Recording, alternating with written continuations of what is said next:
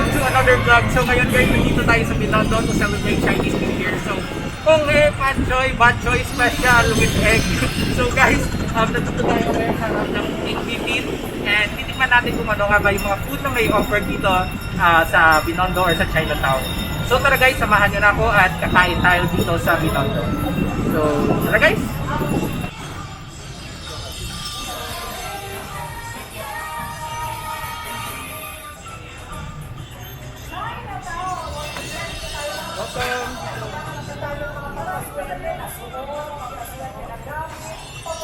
So tara guys, so order tayo. Try natin yung lava pao and then yung ubi pao nila guys. So ano nga ba yung lasa?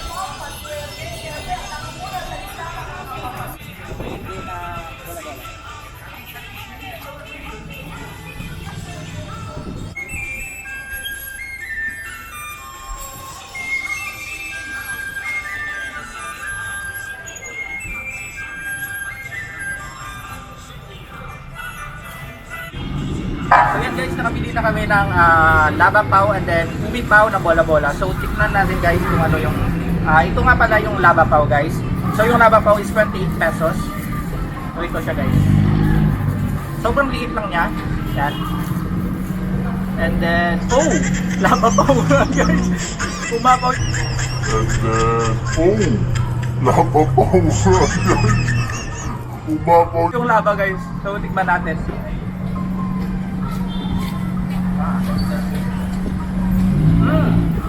So, masarap siya guys, napakasarap nitong lava pao. Umaapaw guys, tingnan nyo. Yung lasa niya is parang may salted egg. Tapos parang custard. So napakasarap guys. So this is 28 pesos. Wow. So isa pang pinili namin guys is itong ubi pao na bola-bola. So ito naman guys is 55 pesos. So tingnan natin kung ano nga ba yung laman nitong bola-bola. So ito siya guys. Yan. So may salted egg din siya. So yung ratio nitong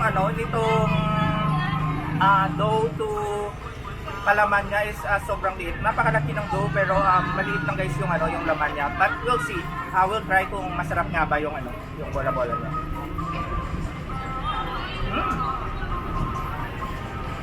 Dough, masarap naman siya guys. Napakasarap nitong napakalambot nitong dough. And itong guys, itong filling niya. Maliit lang pero malasa naman.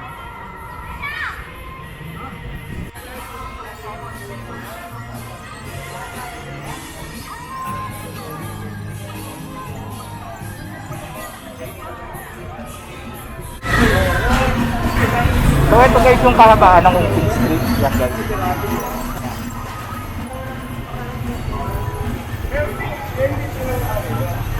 So maghahanap pa tayo guys kung saan naman tayo pwedeng makakain.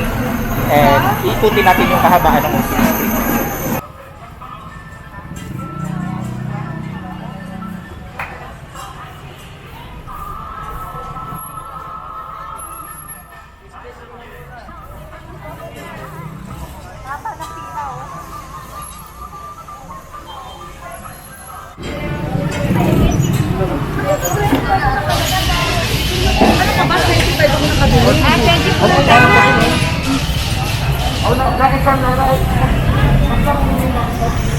So guys, ang haba ng pila kami ngayon para sa Shanghai Fried Siopaw for 30 pesos.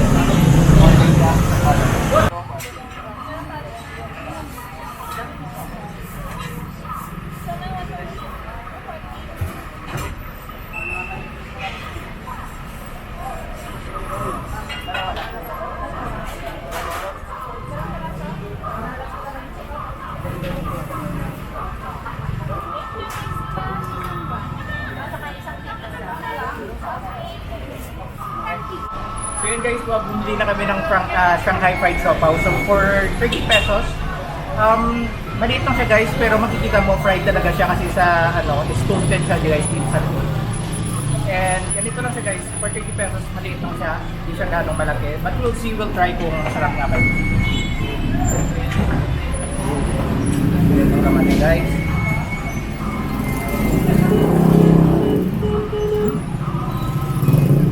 Ulit pa.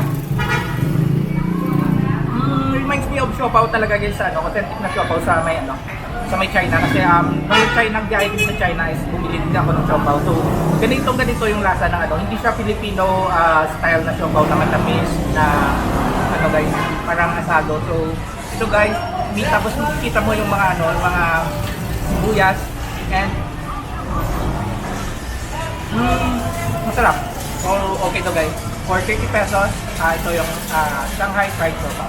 Yan. Anong lasa niya? Pinapay?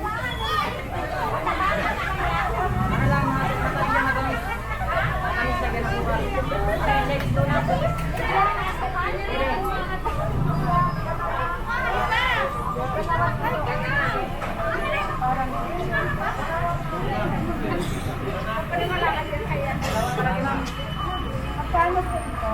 Ano? Bicho! 30! Napagod na ako. Tumira tayo!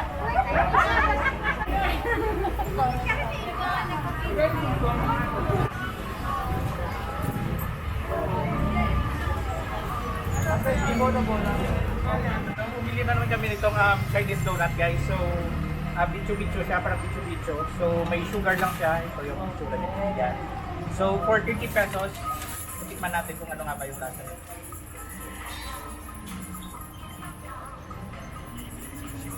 Napaka-basic lang doon ng lasa niya guys. Ano lang siya, yung lasa niya nga talaga yung ano, yung bicho-bicho. Pero more on ano siya, mas crispy, mas parang ano, lutong-luto siya, hindi siya yung ano.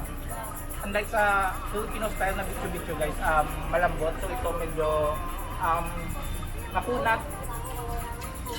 But overall guys, masarap. Parang ano, parang bicho-bicho nga, parang donut na nabibili sa mga kanto, ganyan. So 30 pesos, okay na. Malaki na rin siya. So, feeding na siya, magugusog na rin. Okay.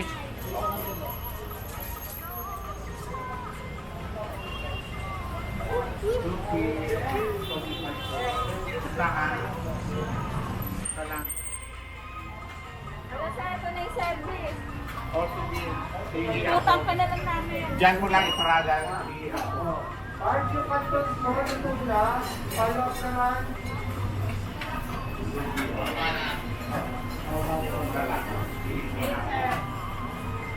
Pag-tuloy na, buwagin kayo ang halo. Sa mga nyo, pwede sa pipila namin. Normal.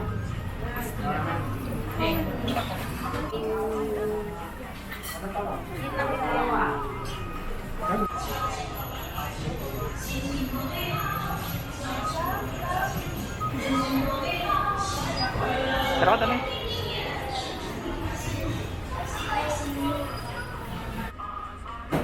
So yan guys, nakahanap kami ng pwesto dito sa milk tea. So mag-milk tea muna kami guys kasi sobrang dami ng tao sa labas. Siksikan yung mga tao. Kita nyo naman sa mga pinuntahan namin ng mga food store. Sobrang dami ng mga tao guys.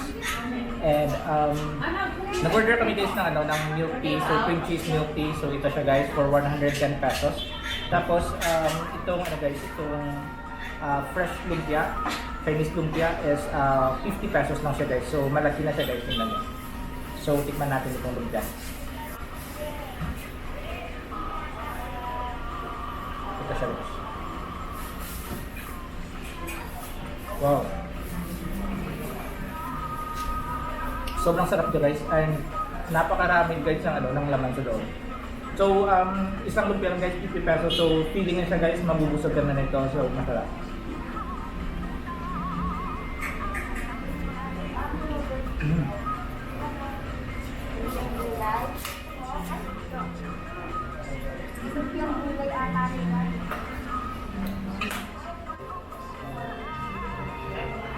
So, very refreshing itong cream cheese na milk tea guys. And napakasarap. So, napawi yung uhaw ko guys sa kakaikot dito sa Ungpin, sa kaka-food vlog natin, food roll dito sa Ungpin. So, kakain muna kami guys and i-continue namin mamaya yung food roll dito sa Ungpin. So, see ya!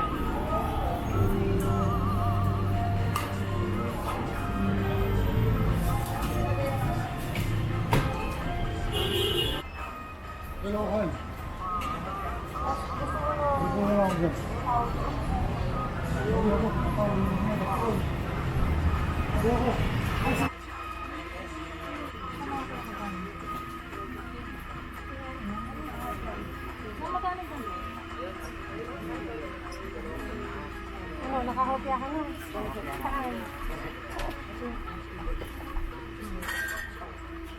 Lalo.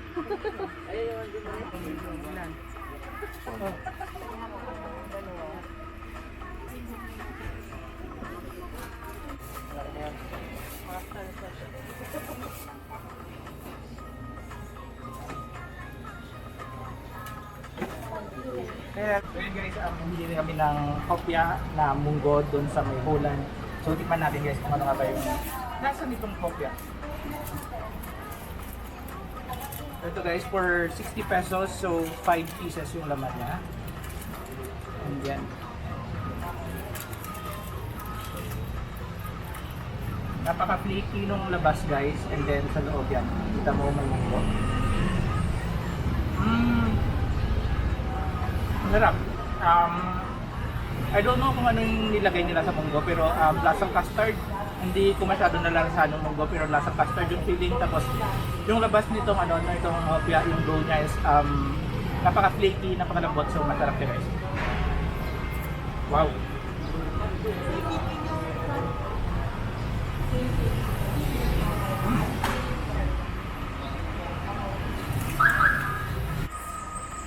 Okay. Then yung isa pa guys na nabili ko doon is pork matchang. So ito siya guys, ganito yung tsura niya. Parang binalot siya guys sa may dahon ng, I don't know kung ano, hindi siya, parang dahon na siya ng saging, but hindi siya dahon ng saging guys. So ito yung na guys, yung itsura niya. Parang suman. Yan guys. So malagkit siya na rice guys. This is pork matchang for 85 pesos. So 85 pesos.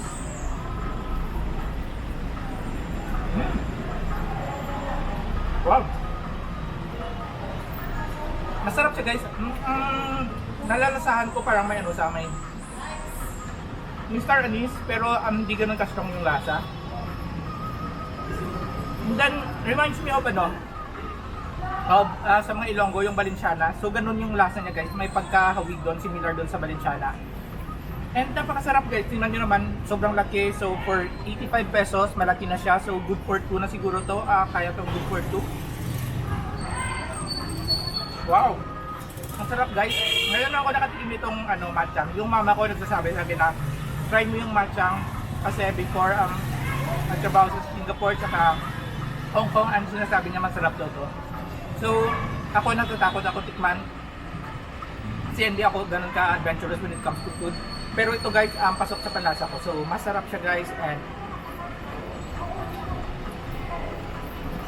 masarap yan. Piling ko mauubos ko talaga to guys. So wow.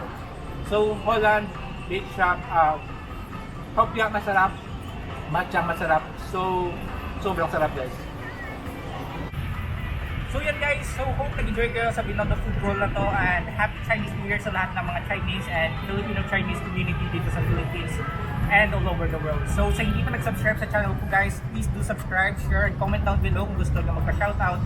And this is Dex Destination once again, always saying, bon voyage, keep safe guys, bye! Kung may bad choy special, order na!